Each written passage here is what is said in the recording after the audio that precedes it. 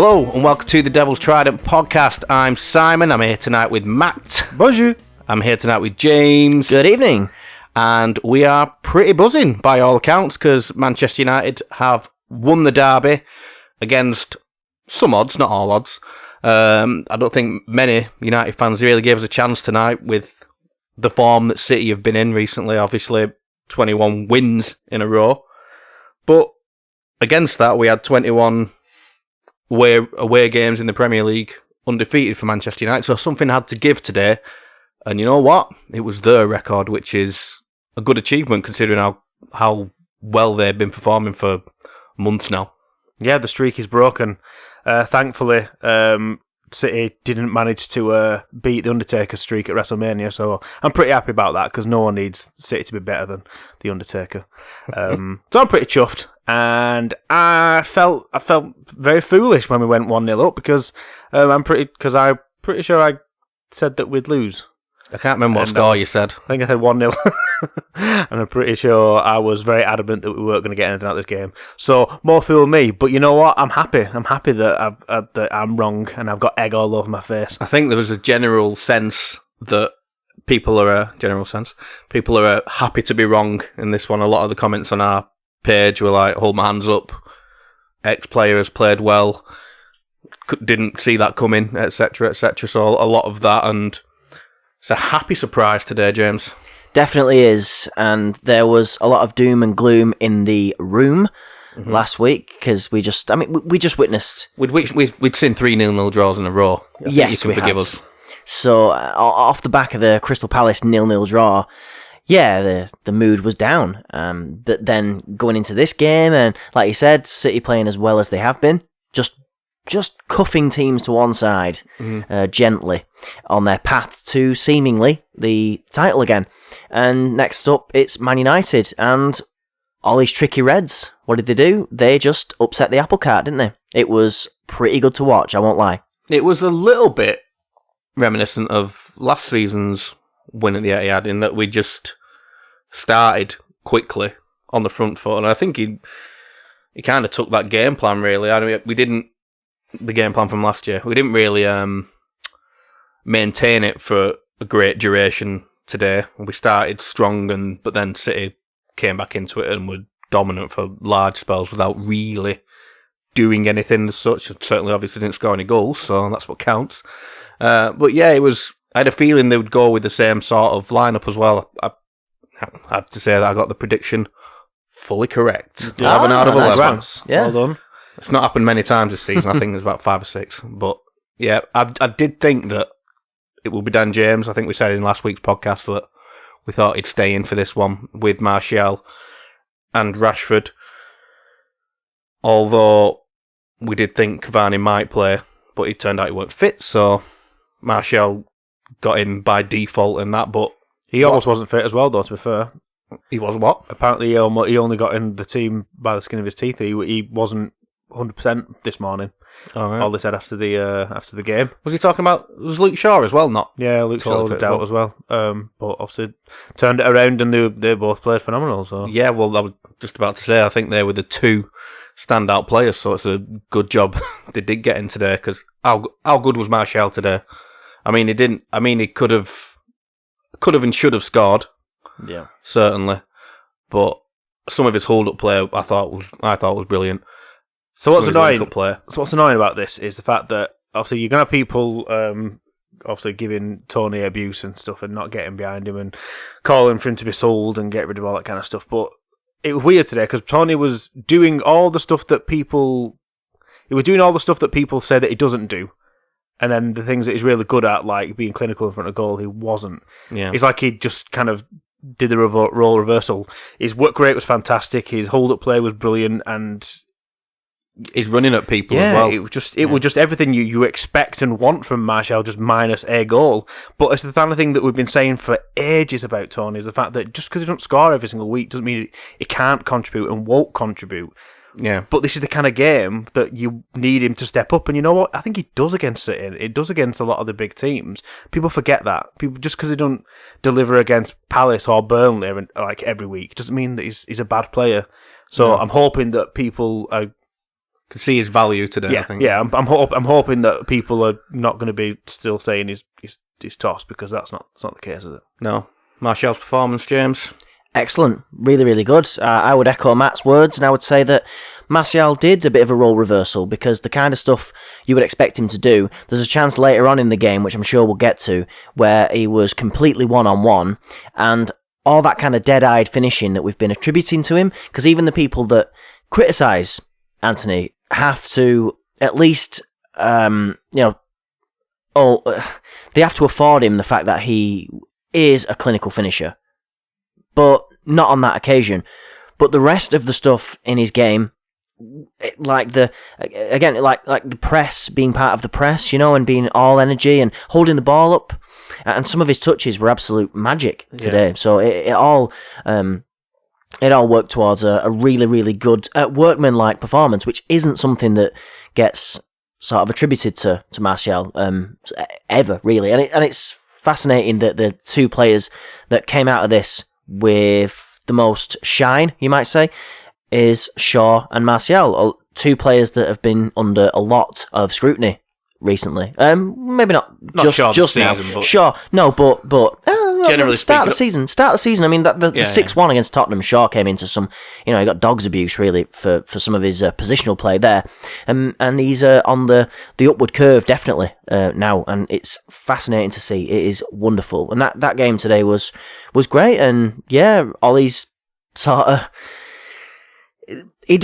with the games against the Big Six. Guardiola in particular, he's got a good record against Guardiola. But this thing about the Big Six, sure, we might draw a few of them, but it's not often we lose them. No, that is important to point out as well, and I think we just need to strike a balance of actually winning a few, but we never, barring the Spurs game, which was a freak result really, if you're looking at the preparation we had for the season and Martial gets sent off and then we did capitulate. I don't think any of us can deny that we were awful that day, but there was mitigating circumstances.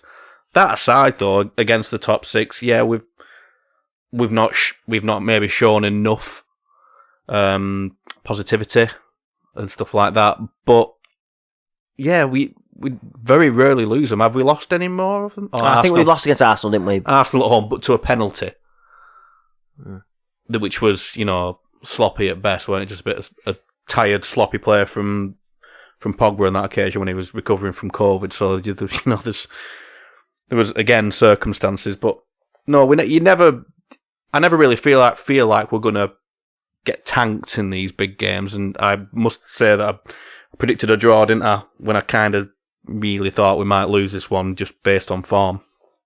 But again, I'm happy to be proven wrong. And you're right, we just need to find a way to win these games, but we have done today when we needed to as well, because Leicester obviously won last night and went above us, so we had to take our second spot back, and thankfully we did. Generally, we started well. We don't think we got lucky in the sense that we got a penalty, because it was a penalty, weren't it? Yeah, I mean, I have a habit of doing this. I always seem to be doing something else when something really important happens. But I was literally coming down the stairs from using the little boy's room, and James screams, "Matt!" So I had to come in and observe it, and I completely missed the actual challenge, but I was there for the penalty. But then when you see it back, like, can't be complaints. It's mad. And like, what, I don't know what Jesus thinks he's doing. Really, there was no need for him to be sticking his oar in or sticking his arm in, or just being part of any part of that. It just doesn't make any sense. Just stay out of it. Like, it's not worth it. Someone hold him back. Like, it's definitely not worth his time. But I'm glad it happened. And to be fair, if anyone in the box who you think would be getting us a penalty, it would be Tony, to be fair. Yeah, that showed his purpose right from the off, really, weren't it? Because him and Rashford kind of bobbled around off them both, didn't it, before it got to Martial to run into the box. But it was that directness of getting into the box and dribbling in dangerous areas, which is always dangerous for defenders to deal with when it's Rashford and James and Martial, because they're so quick and they're hard to deal with. And if you if you bring them down or you get any sort of foul, we're in luck, aren't we? Because obviously he's made it into the box and there was no question about it. But Bruno puts it away confidently. Ederson gets a hand to it, but never in doubt, really. No, Ederson's the top goalkeeper, and so you're always a little bit on edge there. With Bruno's penalty record, it's good. He's missed a couple, but... One? Okay, alright then, I stand corrected. One saved, weren't it? Yeah, alright then, fair enough. VAR has proved me wrong on that occasion, and I think that is the case, actually, because he got to retake it, didn't he? Is that the... Oh, it would have been 2. There you go. Alright, well, we're getting into the nitty-gritty, it doesn't matter. But his record is good, nevertheless. But... he's missed at least one. So, and I don't know about you guys, I always hate it when it's a penalty. It's nice to be awarded a penalty, don't get me wrong, I'm not trying to be that guy, but I hate it. There's nothing worse than being awarded a penalty. Well, there's a lot of things worse. Disease is worse, isn't it? But yeah, being, generally. But being awarded a penalty and then squandering it is pretty bad. Because you get that initial rush of like, I think we might go 1-0 up here. Or, we might score a goal, depending on the scoreline. And so you get that kind of excitement, and obviously fans in the ground, they're not there, but, all that aside. And you just, I don't know, but it's nice to sort of have a penalty taker that you're very confident in. We've had him in the past, we've had him in the recent past before Bruno as well, but since Bruno's arrived, we've even had, like, someone's gone down in the box, let's say a year and a half ago. Someone will go down in the box, and there was even that kind of lottery about who's taking this, like who's, like me and Matt live in the same domicile, as I've said, so we legally watch the match together, and Matt was like, I think Matt's bet club comes into play with this one, because I think Matt wanted Martial to score, he had, he had Martial score, so he was like, well, I want Tony to take it, and, yeah, his run-up was very straight, like, it was very central, and I don't know if that's like a trait that Bruno always carries into his penalties, because he mixes it up generally, doesn't he? Really? Yeah, like whether it's the stance or like the running up to the ball, and then lo and behold, there he goes. And was there a little skip? I can't remember one. I can't actually remember, because my heart was in my mouth completely, because that's it. Like, start of the game sets the precedent for the rest of it. Although Bruno in his post-match interview did actually say, because they were like, oh look, you went 1-0 up from a penalty, that's great, isn't it? That's, it's party time essentially. And he said, well, against Tottenham we went 1-0 up from a penalty in the first 30 seconds and we lost the game. Yeah, he didn't say by how many goals, which is great on him, fair play.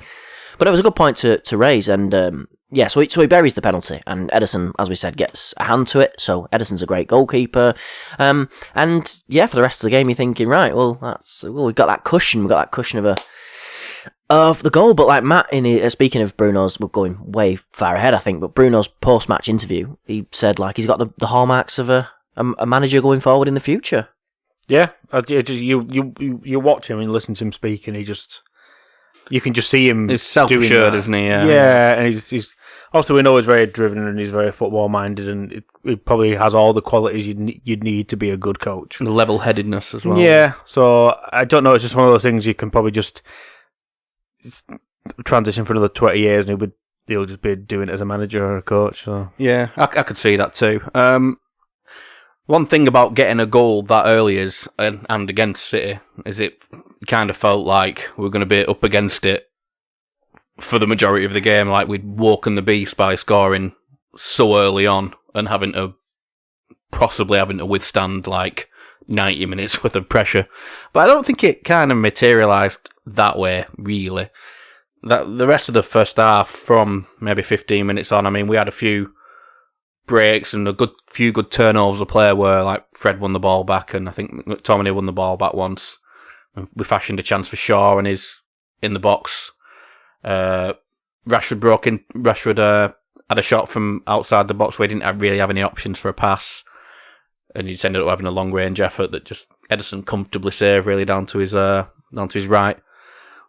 So we were still in it, but from 15-20 minutes on, like I say, I think it was all City.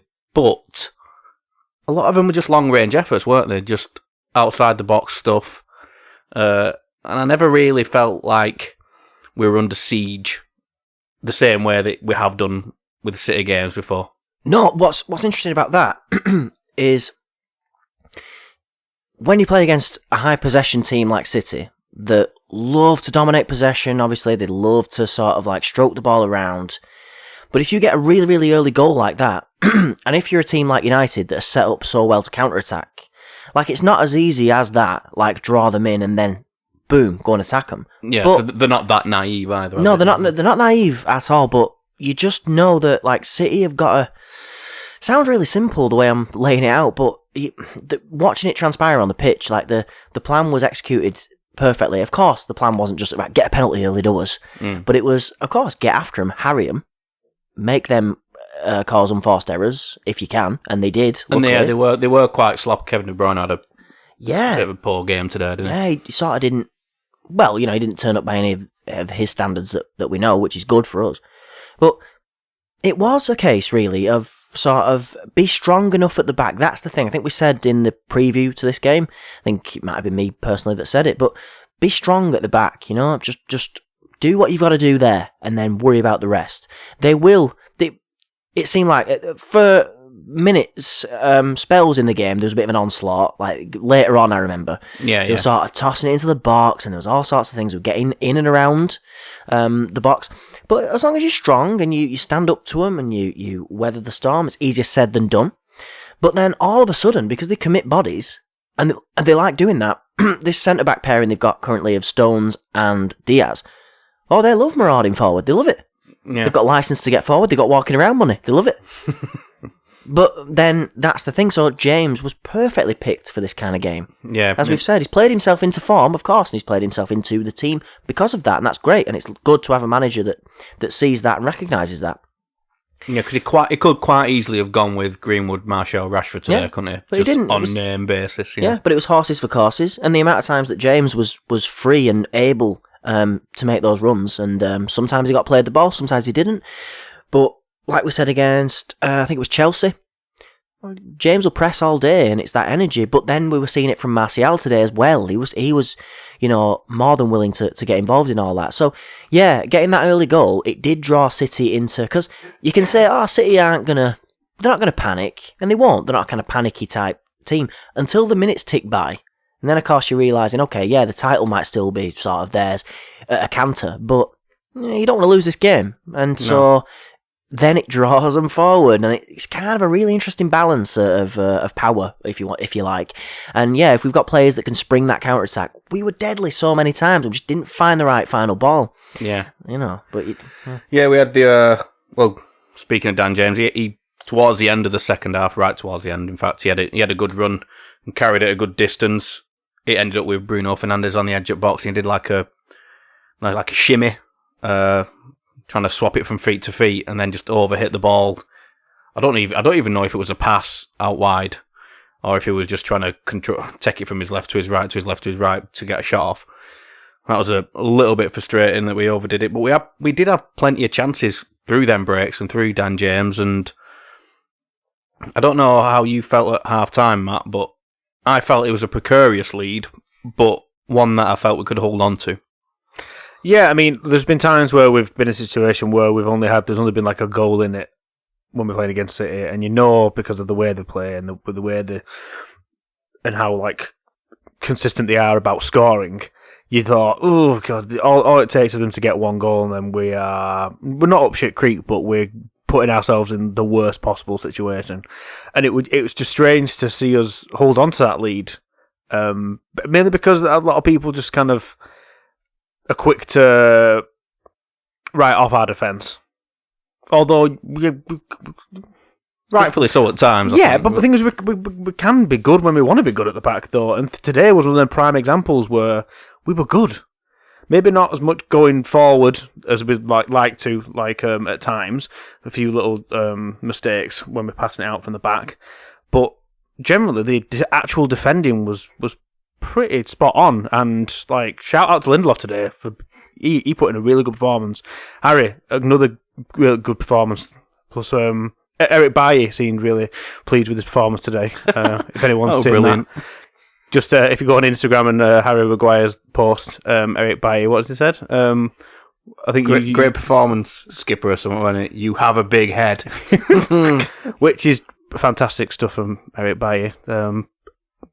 Following on from we need the more classic of whenever he put that assist through. I can't remember which game it was, and he's like, I can't believe I did it. Yeah, against Sociedad. Yeah. Oh yeah, Sociedad. Yeah. Yeah. So he's on a roll, social media wise. Oh, he's an absolute legend. But yeah, it was good to see the guys at the back doing really well. We also know that Shaw's been playing really well. Aaron Wan-Bissaka, his ongoing feud with Sterling was really came out good. on top again. Really good, yeah. And I think he struggled at the end when it was Phil Foden because it's a different proposition. Yeah, it's a different proposition. And Foden he's an extreme talent. Obviously, Sterling's really good, but I think Phil Foden. Yeah, they moved Sterling. I think I don't know if it was, didn't they?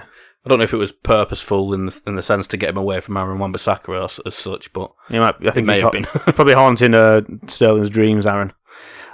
Spiders all over the place, but yeah, performs the back really, really well, and I think that was key today. I mean, like we said, that City didn't really play as well as it could have done, because if it would have been the City that's been playing the last few games, then it might have been a different story. But I don't know what happened where they just couldn't seem to gel together today. But it's good that we got through. I mean, the most important thing was getting through to half time without conceding, because then we could go into it, reset, go out with an attitude to go and win the game. So you go out there, and then maybe the game plan was just get another goal. You can go out there, get another goal, finish the game, go home, have your tea, have a bubble bath, maybe a bottle of red, and then go to bed. And then that's the day done.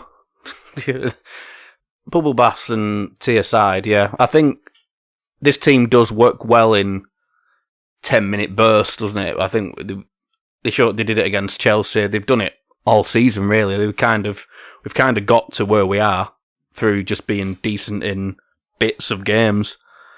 And I think Solskjaer possibly realised that we're not going to come to the Etihad and dominate the game. It's just not going to... No one really does. So, yeah, it could have been make sure we have good spells in the game, make sure we start strong, and then regroup, like you say, after half-time, come out strong again. I think he probably would have wanted us to hold on to the ball a little bit better when it did get turned over to us, because we had... McTominay was winning the ball back and Fred was winning the ball back, but both of them, by equal measure, were also giving it away too easily.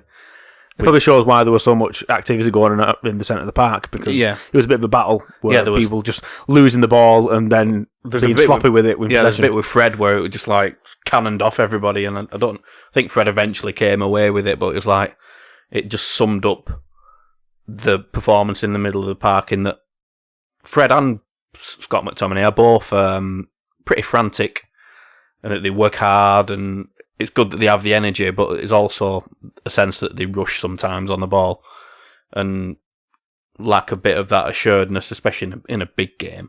I'm not saying that they're like that all the time, but I think at times today they rushed things in the first half.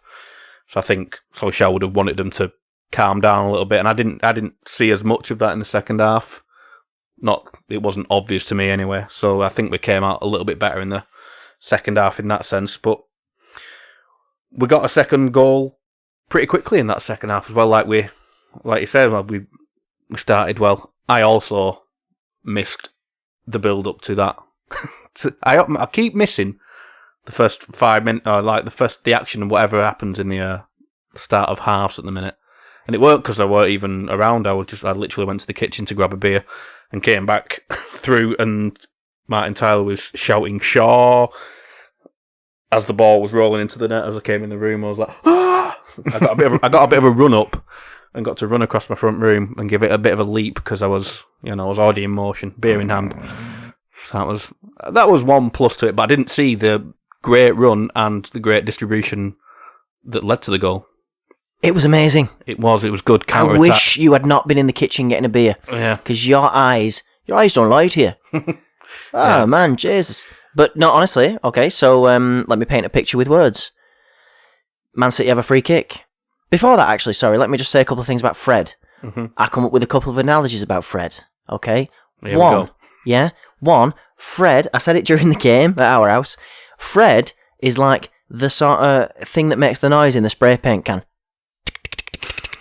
That's what he is, a rattler. Yeah. And some of his gameplay today was like a bit like parkour at times, We've said it. I think we've said it before on the podcast, but he's just all over the. He just enjoys being out there, doesn't he? Yeah, the Fulham game, he did some parkour. Yeah, it was the rough and tumble, and it's just limbs flailing all over the place. He's so excited. Like I say, he's a Fred setter bounding after a tennis ball a lot of the time. I don't think he's one that you can level.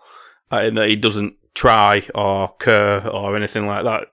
Obviously not. He's always given 110%. It's just sometimes his quality on the ball and quality in the final third, which is not what I don't think it's not what we bought him for, but no. Yeah, he definitely always gives it his all. But yeah, but there was a few occasions where it really did work. I mean, it frustrated him at times. Not many times, but there was a couple of times where De Bruyne, who we've said was not quite on the pace today, but he's tried playing some passes and Fred was just in the way by virtue of the fact that he's Fred and he loves just sort of flailing limbs all over the place. Anyway, back to the game. Speaking of people using their arms well, Dean Henderson. So he collects... That's where we were. Yeah, we segued quite nicely there. So Man City had a free kick. And even then you're thinking, oh, hang on a minute, because as we've said, the lead was precarious. It's 1-0 lead against the best team in the country at the minute. No one can argue about that. Even if they weren't, again, like firing on all cylinders today. But the ball gets floated in. And this is one thing I want to point out, actually. And it's a discussion, maybe not for right now, but it is a discussion that's going to have to be had. And Henderson came and... See, me and Matt were a bit at odds about this, really. But Henderson came and made that ball his. Like, he made the decision... The ball maybe wasn't the best. The free kick maybe wasn't the best delivery, but it was, I wasn't sure that was where it came from. Yeah, De Bruyne, I think it was, played the ball in. And it was at an angle, for those who didn't see, but I'm sure most of you did. And the ball comes in, but Henderson looks at it pretty early on and he's like, that's mine. And he comes and he jumps into a crowd of players and he grabs hold of it. Then he wasted a bit of time, which I think he got booked for. Okay. So just before I talk about the goal, sorry to segue, but De Gea, I'm not saying he wouldn't have come for it, because it's unfair, because he's not here. He's not in the country even at the minute. And fair play to David, actually. Congratulations, David. Yeah, congratulations. If you're listening, David. Yeah, well, he always listens, of course. But it seems inappropriate to sort of call him in for criticism in a game he didn't play in. But I'm just, no, like, De Gea maybe would have stayed on his line and let his defenders deal with it. That's kind of what people want. Not me personally, but people do actually try and level that at him. And like Maguire would have to have dealt with it, and then it's a whole thing. But he's confident enough to maybe save the shot afterwards or something. But all that aside, Henderson came and claimed it, which I was very, very happy with. For a guy in his first Manchester derby, by the way, in the league, which, again, had a good game. Clean sheet, of course. Anyway, Matt's a goalkeeper. Okay, and he admired this straight away. The throw he made for Shaw, it had all this spin on it and stuff. It was in Shaw's path, so that it kind of tempted Shaw to run onto it, even if he sort of didn't want to. He sort of had to. And then Cancelo comes out on the halfway line to sort of meet him. He goes round him. It's a dinky chest round him. Little touch. It was wonderful. And Shaw was absolutely brilliant today. He really was good, and he really brought the fight to City, as he did against Crystal Palace, but to a lesser effect because the rest of the team didn't play anywhere near. But he carried that level through, and he keeps proving me wrong every single week, which is great, because as we said, we love to be proved wrong. We thought we wouldn't win today. Anyway, so he goes driving on, and then you think he's almost gone too far. Plays it to Rashford inside the box, and then even then you're thinking, with Rashford, what's he going to do? Is he going to shoot? Plays it back to Shaw, who then, beautiful first touch on the left foot, but then you're thinking, what's going to happen now? The whole world stood still for a second, and this is the point, I think, when you returned into that's the point where I was going, and then starting my stride into the front room. And Luke Shaw just sort of, just rolled it into the bottom corner. And I Edison followed it in as I ran into the front room. Yeah, Edison. He's got it. I almost called him Edison, and like Thomas Edison. No, Ederson. He didn't know what to do. He just stood there and watched it, like the rest of us. It was a great finish as well, because it through the crowd. I think was it Meggs? Oh, yeah, I think so, or underneath people's feet, or whatever it is. Yeah, the Russian defenders. He had 3 around him, didn't he, that could have potentially blocked it, depending on where he chose to hit it at the goal. And a lovely finish. And he's so good at them. Like purposeful runs now, and he's got more than a. Well, I think we've kind of bought him on his attacking sense anyway in the first place, way back, but he's really got that back now, where he just runs into space, attacks it, and links up well with. I think he particularly links up well with Rashford. He's got a good connection with Rashford on the left. I think that we benefit when it's them two out there, certainly. But yeah, he put it away nicely, and from then on, you're feeling much more comfortable because we've defended 2-goal leads at the Etihad before successfully. Were you more confident then? Yeah, far more confident then. And after today's performance, I'm hoping that they're going to erect a statue of Luke Shaw outside of Old Trafford. I hope that's in the works. The petition will be in the description. No, obviously that's obviously a joke, but I just want to praise Luke again for putting in an absolute shift. I want to praise Luke like I should. Like I sure. Like I sure, yeah. And that run... Be interesting to see whether that makes the cut. Go on. And that run that he made for his goal, he did that a few times though as well. Like, that wasn't the only run he made. There was quite a few times where he made the same kind of run and just ran into space. I mean, the other times he did it, he kind of ran himself into a bit of trouble, but... Again, that's the positivity that we're speaking of. He wouldn't have done that under Jose. Never would have done that. Never would have had the cojones to do that. And I'm just so proud of him. And I think we're all massively pleased and chuffed that he's probably going to get the Player of the Season. Yeah, he's had it before, and not really. He didn't really. Not saying he didn't deserve it last time he got it, but he was the best of a not very good bunch at that point. And someone raised the point on Twitter. I can't remember who it was, but I've also thought this. I keep banging the drum about stuff like this, mostly because it's happened to me, and that becoming a father just does change you in some respects, and it could have affected players' form in the sense that newborns and all that sort of stuff is a thing, and we had a lot of players going through that at the same time.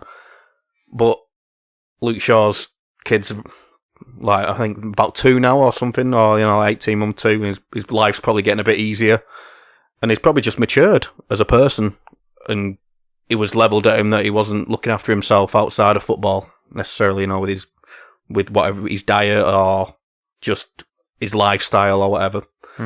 But you'd think that has to settle down when you're a dad and everything. So I think that is a contributing factor, personally. Just a point on that. If you remember when Raphael and Fabio were playing for United all those years ago, do you remember when we really saw the best out of Raphael and he nailed down the number 2 for United, but like the right back spot was when he separated from Fabio, and he might have been married anyway, but he had a kid. And Fabio was on loan at, I think, Middlesbrough, or Cardiff, either way. He was away from the club. And he gave an interview which was really, really great, and he was saying, like, well, the thing is, we spent all our lives together, and we were sort of the same person. Like, they were twins, of course, identical twins. For anyone who doesn't know that, there could be people who don't know. Raphael and Fabio signed for Man United in about 2008, I think it was, and they were identical twins. And they both played the same position. And yeah, and he just said, look, finally I've been able to sort of become my own person, really. Like, we spent every day together and stuff like that. So now he's doing his own thing. I'm proud of him. At QPR, it might have been. He was on loan at QPR. Yeah. He moved to Cardiff, I think, didn't he? Yeah. And he said, yeah, I'm just sort of being me, learning how to be me. And I thought, and it coincided with some really, really good form. And it's he's sort of missed in some parts in United, So. Yeah. That sort of thing can have an effect on your footballing output. It seems strange, but I just think, he's maturing as a person, and I think it's just showing in his football. Like you said, there was a few more breaks from Shaw. A few more breaks in general. There was one where Anthony Martial got the ball around the halfway line and did a great turn and then just went for it, which was another bit of saucy play, added to his little back heel. He did in the penalty. Well, he did two back heels, one that didn't come off and one that did.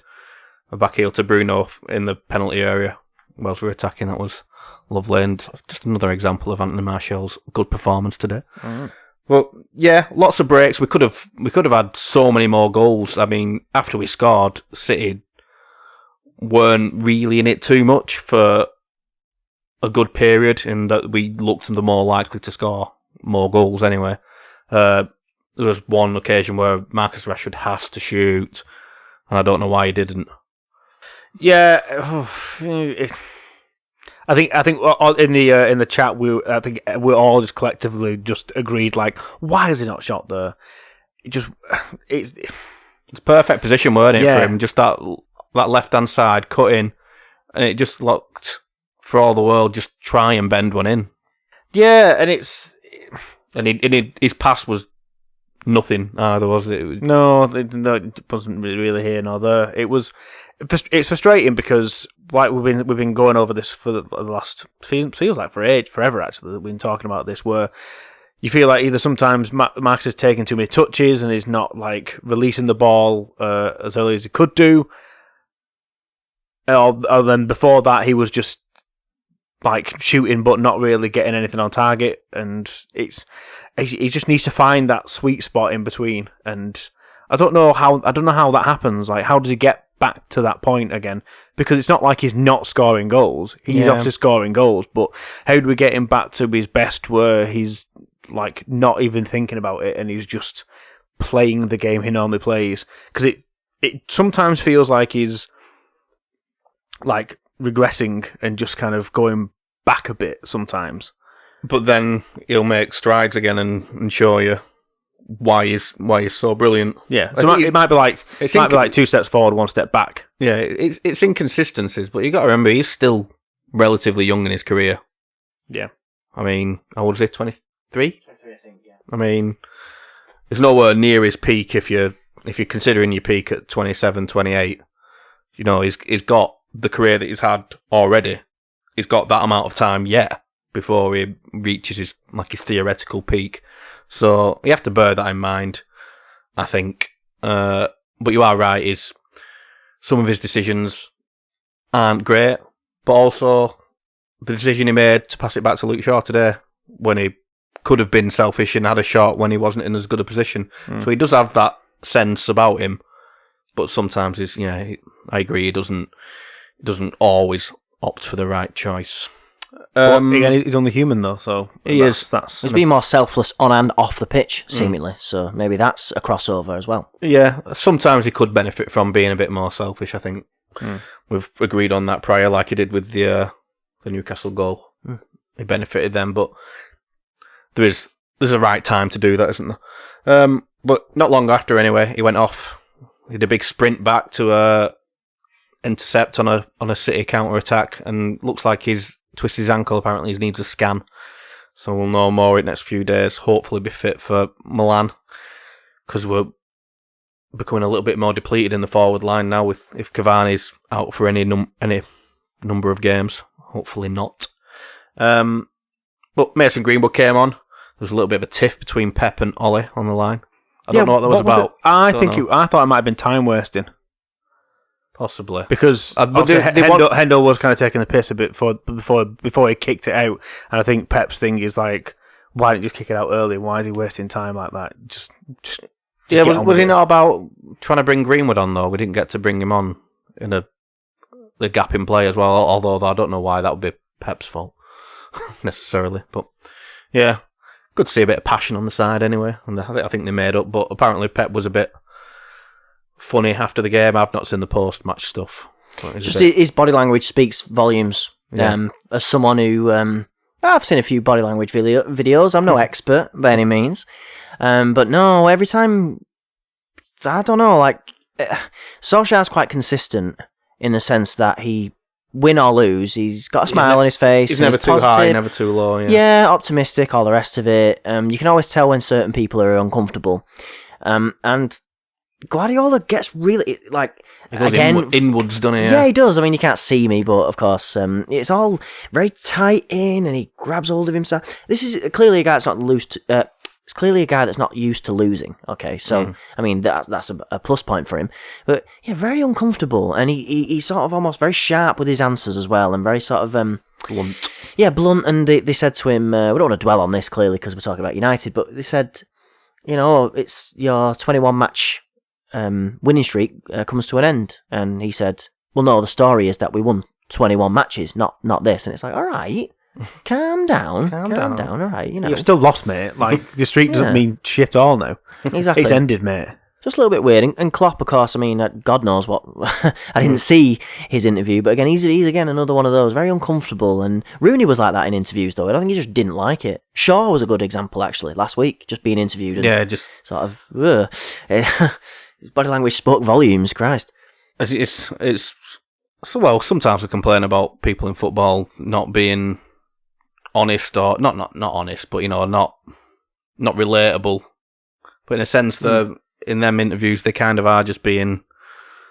The media training kind of slips off, and you get a real reaction, whether that's good for television or not. Like Luke Shaw's awkward responses are born out of frustration and just maybe not wanting to speak to someone about something that's just pissed you off 10 minutes ago. So yeah, but yeah, Pep doesn't take defeat very well, and neither does Klopp, which is unfortunate for them because they are losing a lot. A point about Jose Mourinho, though. How talented is Jose Mourinho? Because he oversaw a 4-1 win today with Tottenham, and also was controlling Luke Shaw the whole time with his mind. So, props to Jose. He's the special one. Are we thinking that it might be Jose all along? He'll be taking the credit somehow, won't he? For any One Division fans there might get the old reference there. So yeah, we managed to hold on anyway. Not too much towards the end of the game. They had a few chances, but they were just fluffing it.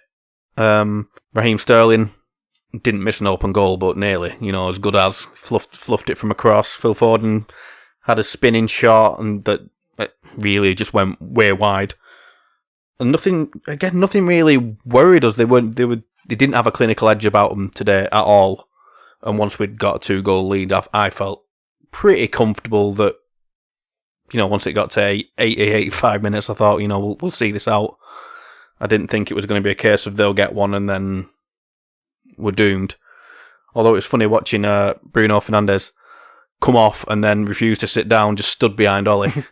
Like, you could see the camera looking over his shoulder, he was like peering over, like, I don't know, like it was like we were in danger of like letting it slip for some reason. But no, sit down, Bruno, chill, we're okay. Reminds me of Ronaldo, that in the Euros. Just panicking, I'm not involved. Like, yeah, don't leave. He definitely has a case of FOMO, doesn't he? Yeah, Bruno, that's what I'm trying to get out. Yeah, in a long-winded way. Yeah. So let's wrap that game up. Really good win. Like we say, go back above Leicester. And we'll have a little break and then we'll come back and talk about the table and AC Milan and any other business then. All right?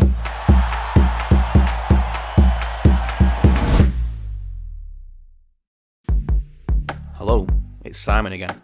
I'm just here to quickly tell you listeners where to find us on social media. We're The Devil's Trident on Instagram and Facebook. You can also find us on Twitter at Devil's Trident. You can also keep up to date with us at thedevilstrident.com. Okay, on with the show.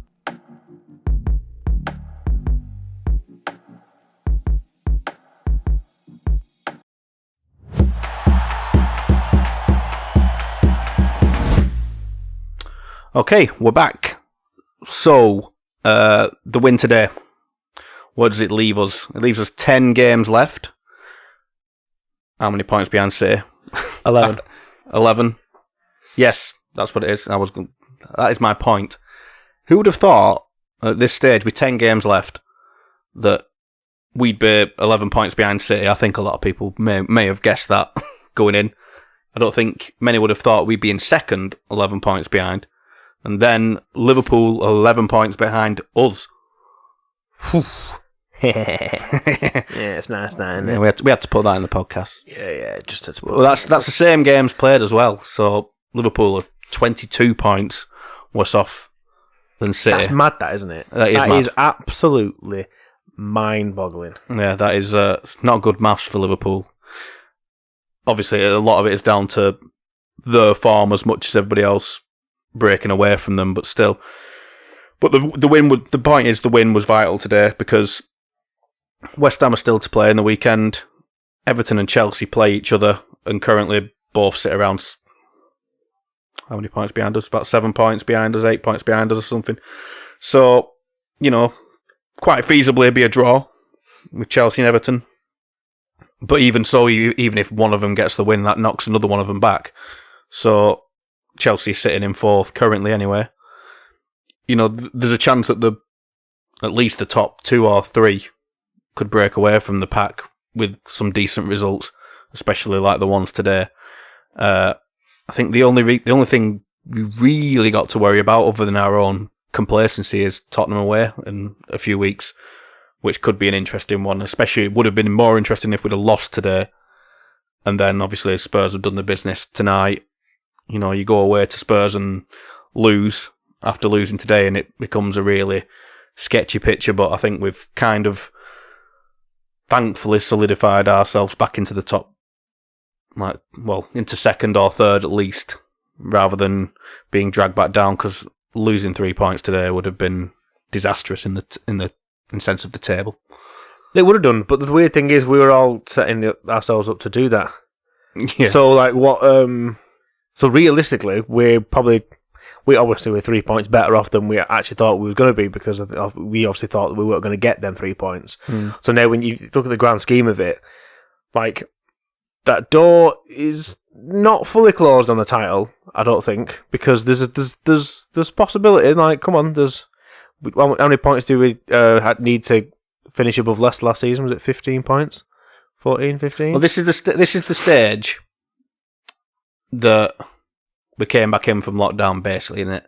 I think some teams had 10 games left, some had 9 games left, I think, after lockdown. So it's around the same time. So yeah, it's the same batch of games. Obviously, people haven't had a massive break this time, but yeah, it is feasible that teams can claw back big differences. I can't see it with this City team, though. I can't see him capitulating like that, personally. But you're going to hold some hope. I'm still going to hold. I'm going to hold some hope. I'm going to hold a little tiny bit of hope, like a minuscule amount of hope, because it's a very, very, very, very, very, very, very, very, very big ask, but it's not mathematically impossible. So no.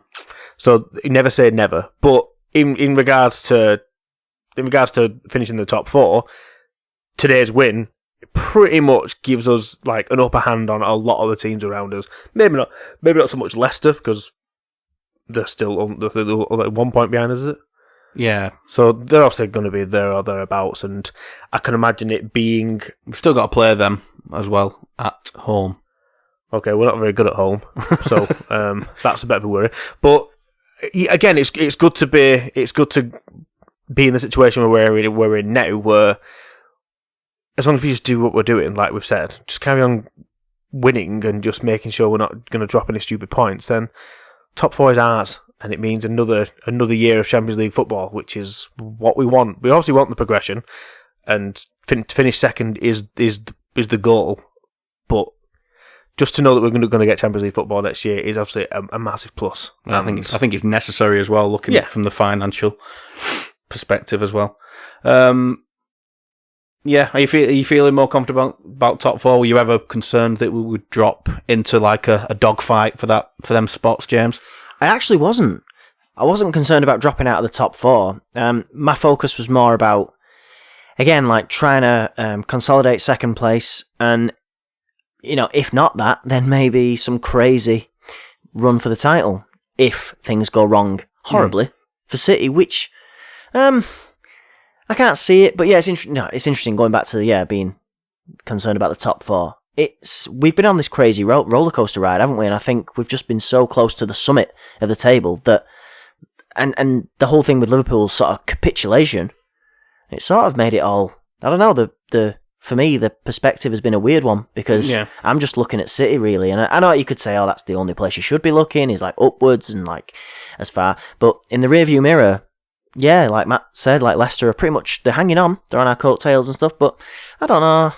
Tuchel coming into Chelsea might have shaken things up a little bit. Are we realistically worried about West Ham? I don't want to be memed when I say this, but West Ham getting into the Champions League at our expense.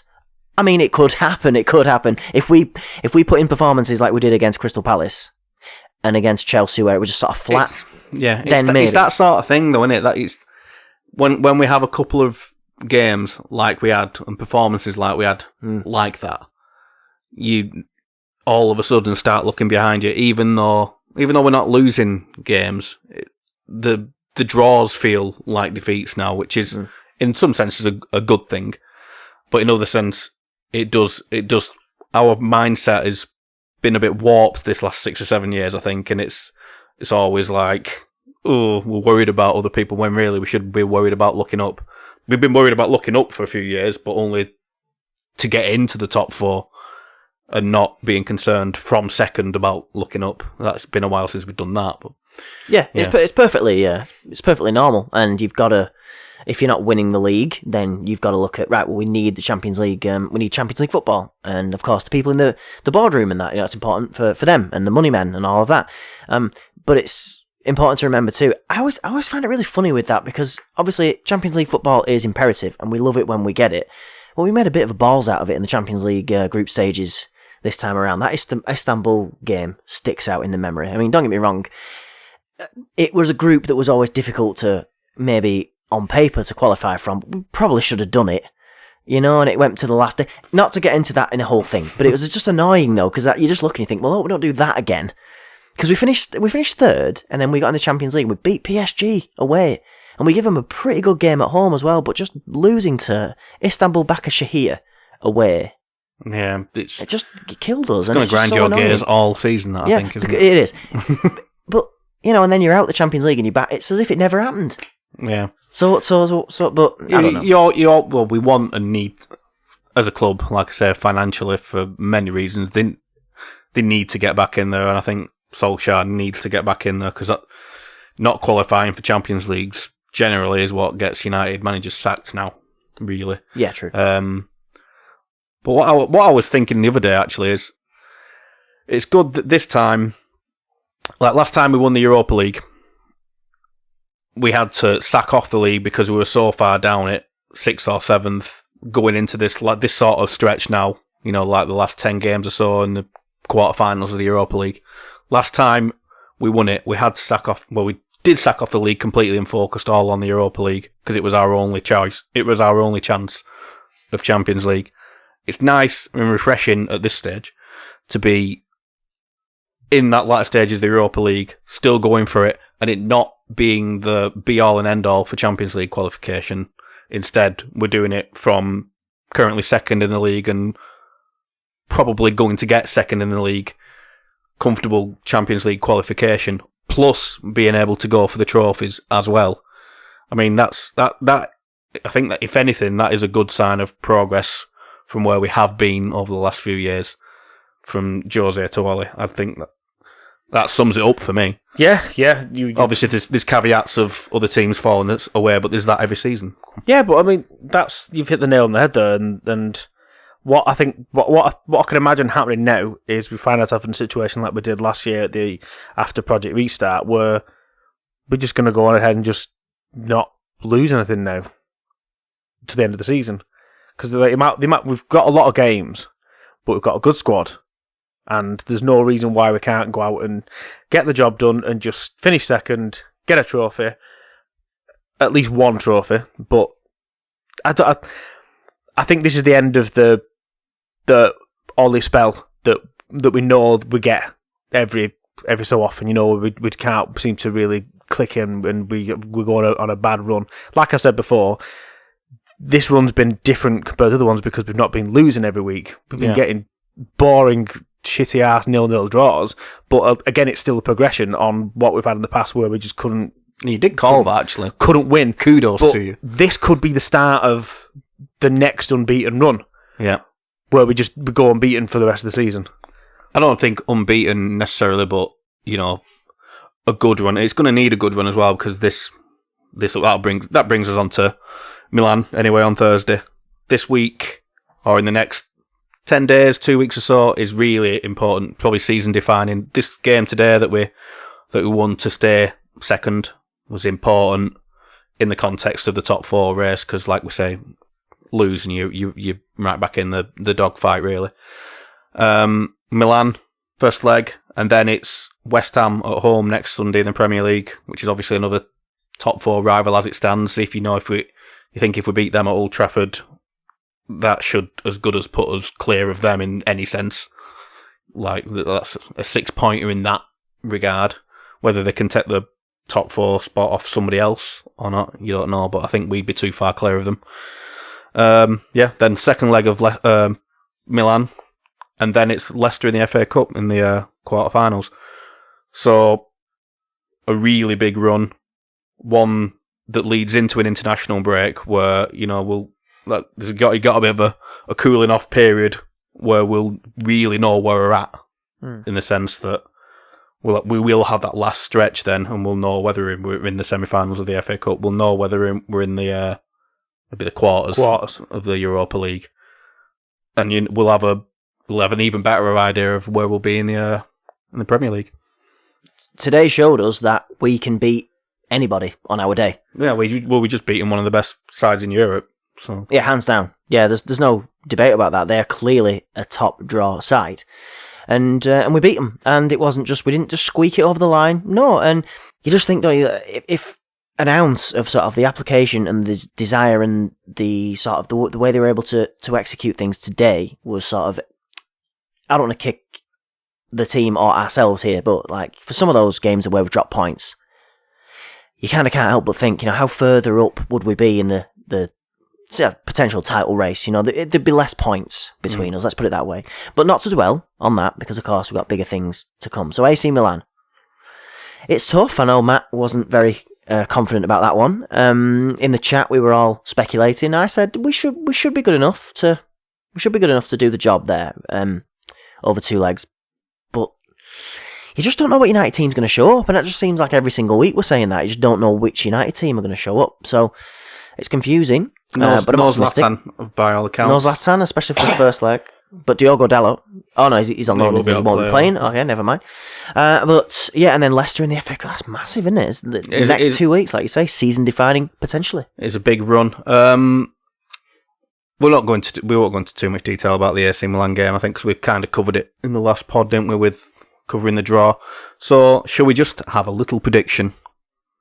What are you thinking? I'm thinking 1-0 to us.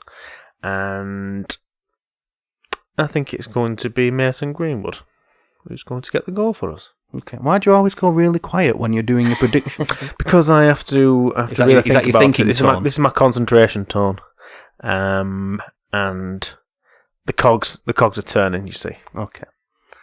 It brings your volume level down. Yeah, it does. Okay. Because it takes a lot of brain power to kind of figure that out. So everything else kind of suffers. I'm currently drooling right now because I just can't keep the saliva in my mouth because I'm struggling to concentrate that much. You have to compute your wholly accurate predictions. Yeah, it's always difficult this time on a Sunday as well because obviously we've had a few beers, we've had a few laughs, and the day's just taken its toll.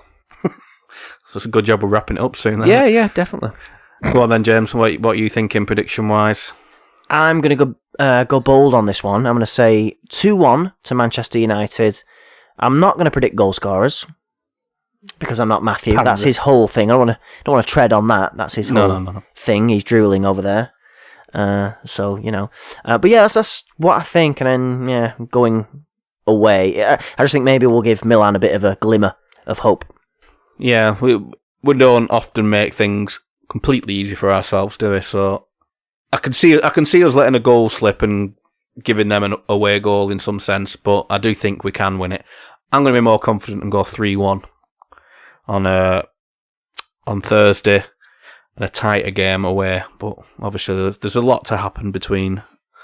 Well, there's 2 games to happen until that one. So who knows where we'll be then with this team? We could be riding high, or we could be shattering back down to earth. We just don't know, do we? Right. Anyway, until next time, I think we'll probably be podding on Thursday after the Milan game, all being well. So until then, I have been Simon. He has been Matt. Ciao Bella. And he has. Is that a themed Ciao Bella because it's Italian? Yeah. Yes. I thought of that. Yes, of course it is. Should have said that for Milan, shouldn't I? Yeah. And he has been James anyway. I have been James, yeah. I don't know any Italian, so I'll just say goodbye. That works for me. I've been Simon. We've been the Devil's Trident podcast, and we will see you next time. Bye.